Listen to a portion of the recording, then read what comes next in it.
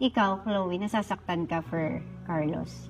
Siyempre nasasaktan po ako kasi it happened to me na. So I know how it feels like na your own blood is like parang putting you down, na hindi naniniwala sa'yo, ganyan-ganyan na, yeah, family first. Pero family first should be the first ones also na sinusuportahan ka, pinoprotektahan ka. So why is it the opposite? Sila yung nangunang mag-down sa'yo, sila yung una na hindi naniwala sa'yo. So why is that?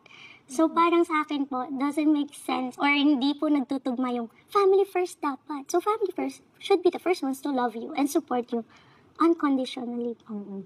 Parang ang naging personality ni Carlos, palaban ka when it comes to sports and as an athlete. Yeah. Pero parang in real life, siya ang mas palaban talaga for you. Yes po. Kasi parang ikaw mahihain ka talaga, tahimik ka. Pero sa gymnast, doon ang all out ka talaga. Kaya